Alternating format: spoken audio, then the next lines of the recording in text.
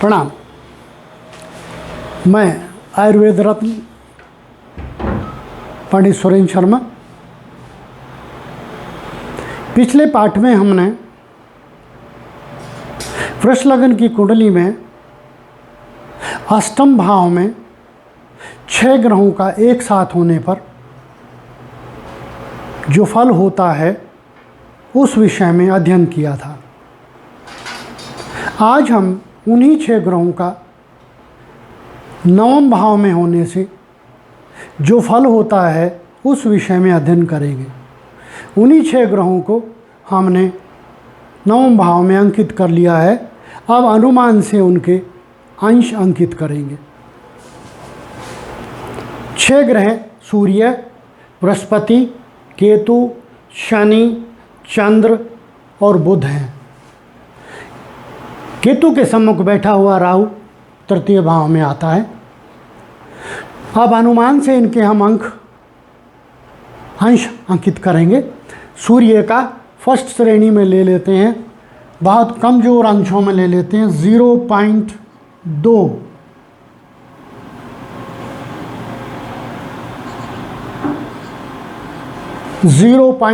अंश।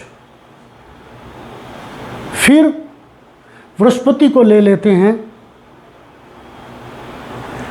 दूसरी श्रेणी में 10 से 20 अंश में, और यहाँ बृहस्पति को हम वक्री मानते हैं।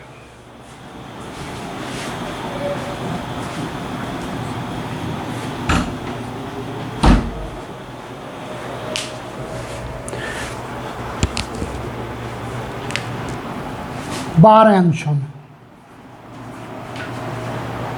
केतु तो वक्री स्वतः ही होता है, क्या उसके साथ हम लिखें यहाँ ना अंकित करें या ना लिखें, परंतु राहु और केतु स्वतः ही वक्री होते हैं। ये पहले से ही आकलित या अनुमानित या फिर मानी हुई बात है। अब केतु के अंक अनुमान से हम 27 अंश, शनि के 3 श्रेणियों में से किसी में से भी ले लें 21 अंश, चंद्रमा के 22 अंश और बुध के 27 अंश।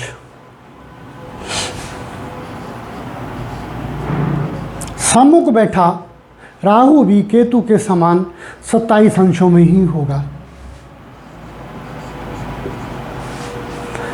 अब हम इनके नक्षत्र देखते हैं, कौन किसके नक्षत्र में पड़ेगा। सूर्य मकर राशि में 0.2 अंशों में, मकर राशि में देखिए ये उत्तराषाढ़ा नक्षत्र में पड़ेगा, क्योंकि 0 से 10 अंश तक उत्तराषाढ़ा नक्षत्र है। उत्तराषाढ़ा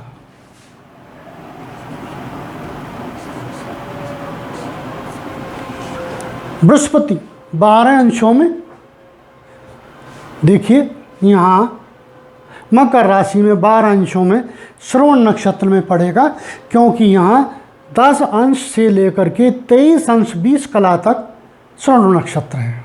श्रवण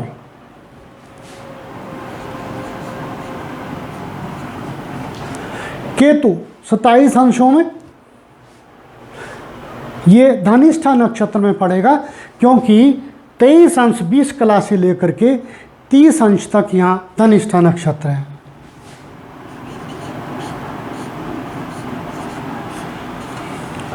शनि 21 अंशों में, ये श्रवण नक्षत्र में पड़ेगा।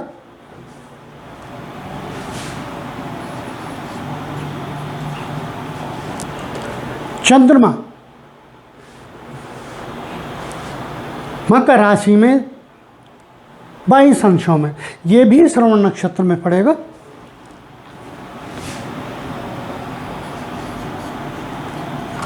और बुध 27 अंशों में,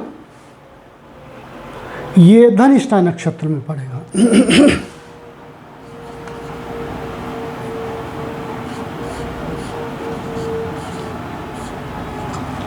सम्मुख बैठा हुआ राहु 27 अंशों में कर्क राशि में, 27 अंशों में कर्क राशि में श्लेषा नक्षत्र में पड़ेगा। श्लेषा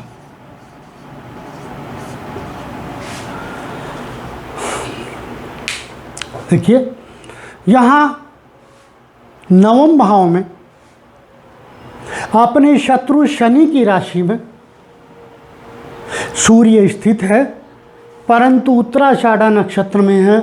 उत्तराषाढ़ा नक्षत्र का स्वामी स्वयं सूर्य ही होता है और ये नक्षत्र सूर्य के लिए इसी का नक्षत्र होते हुए भी बहुत शुभ नहीं होता।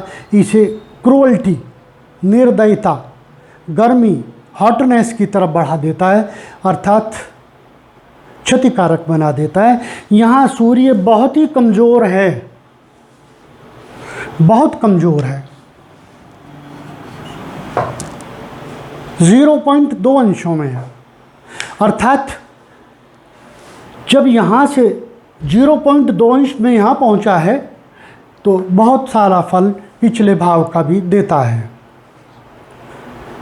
प्राय ऐसा माना जाता है कि ग्रह जब अगले भाव में चला जाता है तो पिछले ग्रह का फल नहीं देता, परंतु ग्रह केवल बिंदु नहीं है कि एक बिंदु इधर से उधर स्थानांतरित हो जाए। जब ग्रह 29, 28, 28.5, 29.5 अंशों में होता है तो वो अगले भाव का फल देना शुरू कर देता है। ठीक इसी प्रकार से जब किसी भाव में बहुत कमज़ोर अंशों में होता है तो वह कुछ फल पिछले भाव का भी देता है। यही स्थिति यहाँ सूर्य के लिए भी है। विचार अपना अपना, बहुत से विद्वान, बहुत से ज्योतिषी ऐसा नहीं मानते, मेरा व्यक्तिगत मत ऐसा है। तो यहाँ सूर्य कुछ प्रभाव अष्टम भाव का लेकर के भी यहाँ बैठेगा।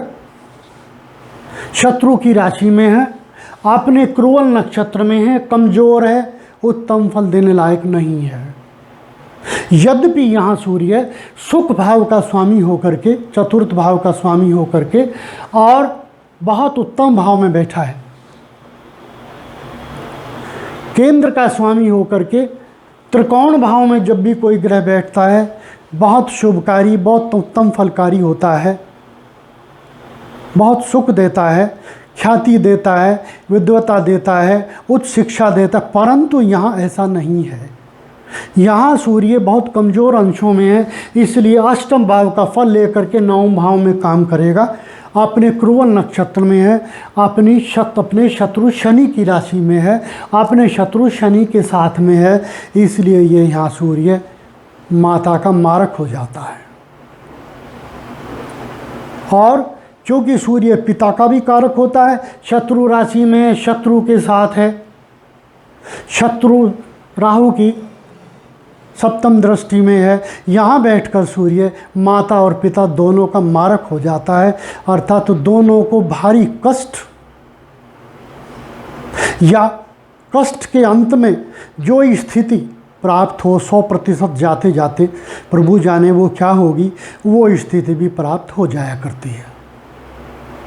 इस प्रकार के ग्रहों से बृहस्पति वक्री है। वक्री बृहस्पति अपनी राशि में अपने मित्र की राशि में, बृहस्पति और शनि में शत्रुता नहीं है, मित्रता है। और बृहस्पति मकर राशि में नीच का माना जाता है, नीच बृहस्पति है। अष्टम भाव का स्वामी होकर के नवम में बैठा हुआ है, पिता का मारक हो गया, वक्री हो गया। यदि शुभ भाव में शुभ स्थिति में हो तो वक्रता उसके गुणों को बढ़ा देती है, यदि अशुभ भाव में अशुभ स्थिति में हो तो वक्रता उसके अवगुणों को बढ़ा देती है। यहाँ भी बृहस्पति पिता का मारक होकर के बैठा हुआ है, भाग्य का मारक होकर बैठा हुआ है, धर्म का मारक होकर के बैठा हुआ है। अच्छा नहीं है। भले ही ये माना जाता है कि बृहस्पति नवम भाव में बैठ करके धर्म कर्म देता है, लेकिन किस भाव का स्वामी है ये तो देखना ही होता है। वह बात अलग है कि यहाँ बैठकर ये कुछ दृष्टि लग्न पर डालेगा, प्राणों की रक्षा तो करेगा, क्योंकि ये इसका स्वभाव है। लेकिन यहाँ से अष्टम भाव का जब बल यहाँ ले जाएगा तो प्राण रक्षा दे करके रोग दे देगा। कारण कि अष्टम भाव का स्वामी होकर के नवम भाव में बैठ गया, कुछ अच्छे गुण उसने ले लिए, वो अच्छे गुण ट्रांसफर कर देगा अपनी पंचम दृष्टि से लग्न पर। इस प्रकार से कुछ सुख देगा, सम्मान को भी बढ़ा देगा, क्योंकि तीनों भाव इसने, कुंडली के तीनों उच्च भाव इसने कवर किए हुए हैं। यहाँ से पंचम दृष्टि, जहाँ बैठा हुआ है भाग्य भाव में, यहाँ से पंचम दृष्टि से लगन को देखता है, यहाँ से नवम दृष्टि से पंचम भाव को देखता है। तीनों, एक केंद्र भाव, दो त्रिकोण भाव, जब बृहस्पति कवर कर लेता है, सम्मान तो देता है, धर्म कर्म भी कराता है, विद्वता भी देता है, राजनीतिक कर्म भी दे देता है, आय भी दे देता है। परंतु चूंकि उसका स्वामी अष्टम भाव का स्वामी है, मारक भाव का स्वामी है, इन सब चीज़ों से सुख देता हुआ, इन सब भावों से जिस भी मनुष्य, जिस भी दोस्त, जिस भी संबंधी का विचार किया जाता है, उन सब का मारक हो जाएगा। अष्टम के गुण को जब ये अपनी नवम दृष्टि से पंचम भाव पर ले जाएगा तो संतान का मारक हो जाएगा, अर्थात एक दो छीण कराएगा, आसानी से संतान प्राप्त नहीं हो, दिक्कत होंगी, चिकित्साएं लेनी पड़ेगी। वह बात अलग है कि ये सूर्य के साथ बैठा हुआ है, अपनी नवम दृष्टि से यहाँ देख रहा है, पुत्र प्राप्ति योग तो होगा। परंतु शनि के स्वभाव को और चंद्रमा के स्वभाव को भी लेकर के यहाँ बैठा हुआ है।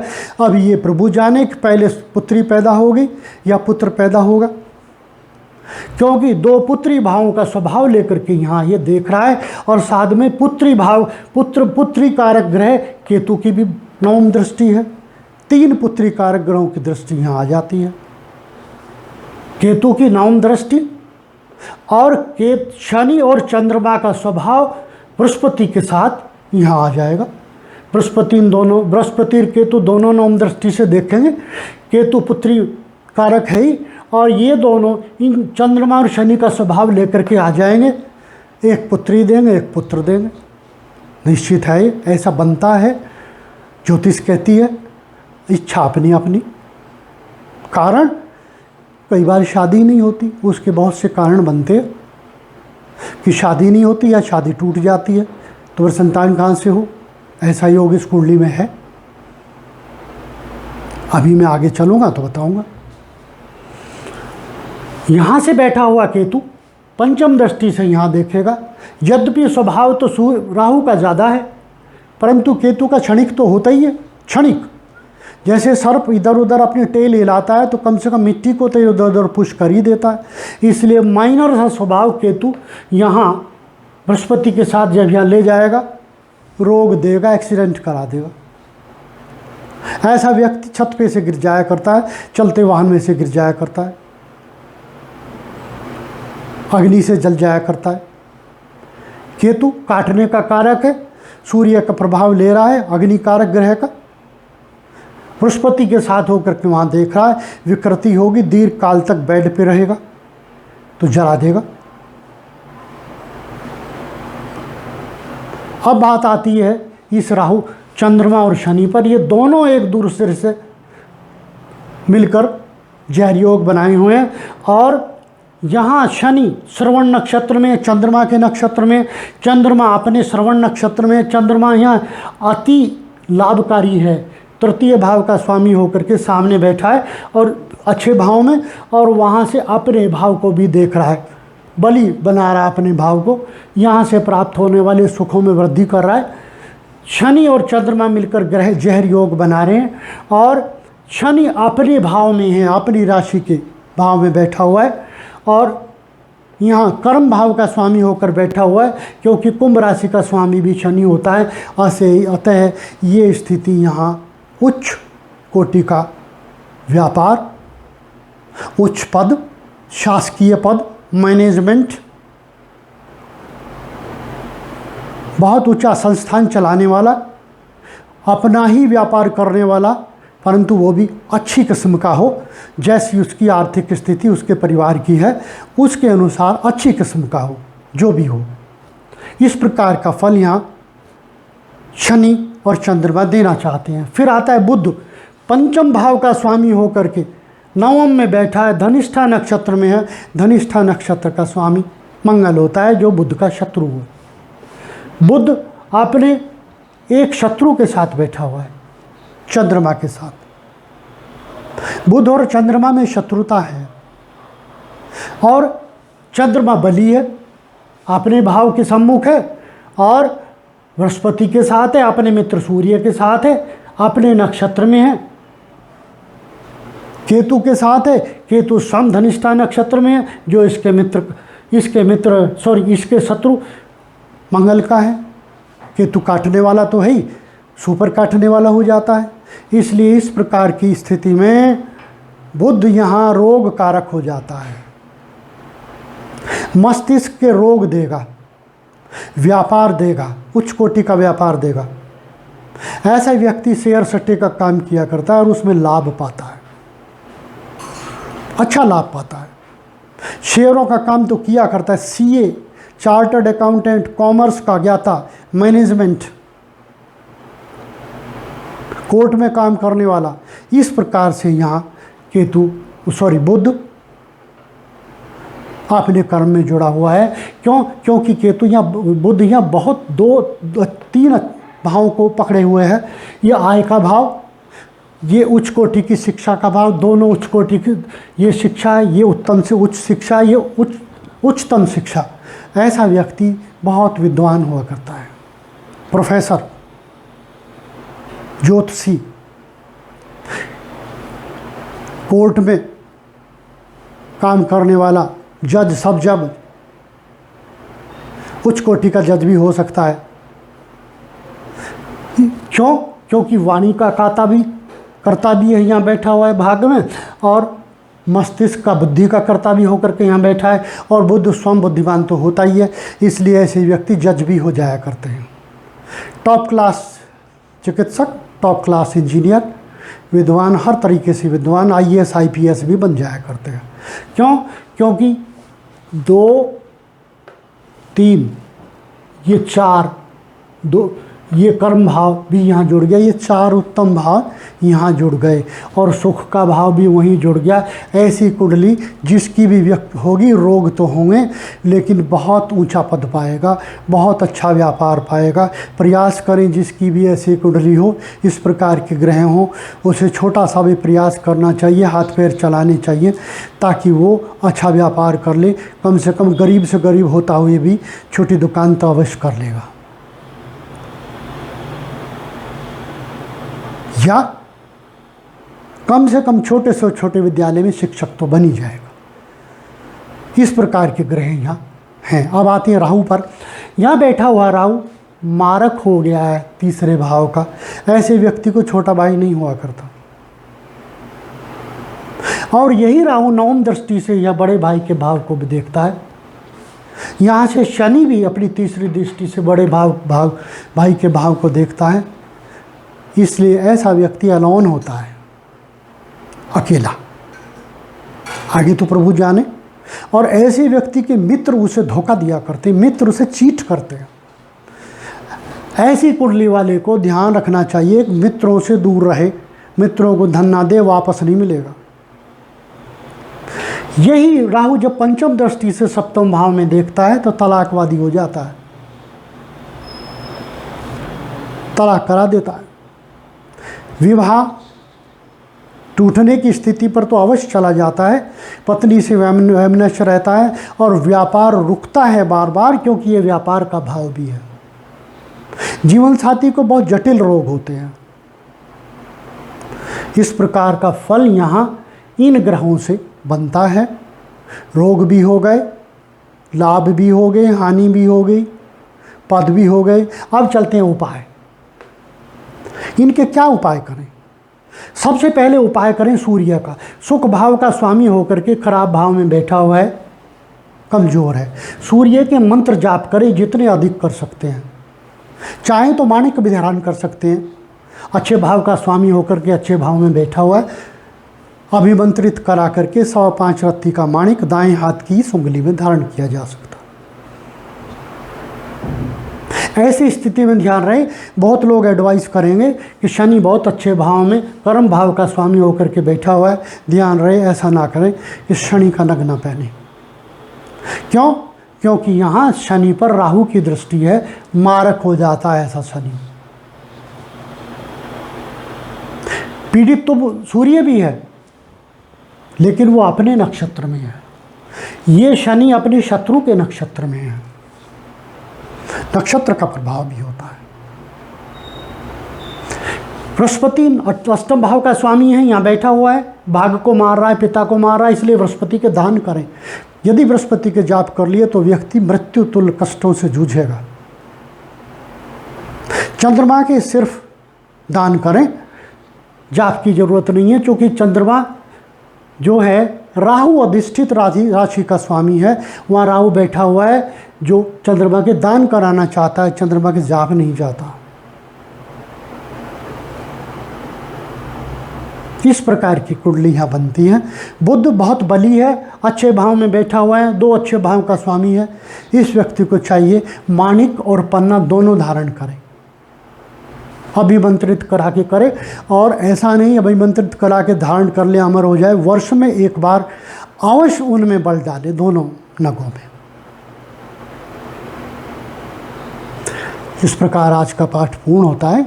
हो सकता है आपको भाया हो तो आप इस चैनल को लाइक और सब्सक्राइब करें, ताकि आगे आने वाले पाठ आपको निरंतर प्राप्त होते रहें। प्रणाम।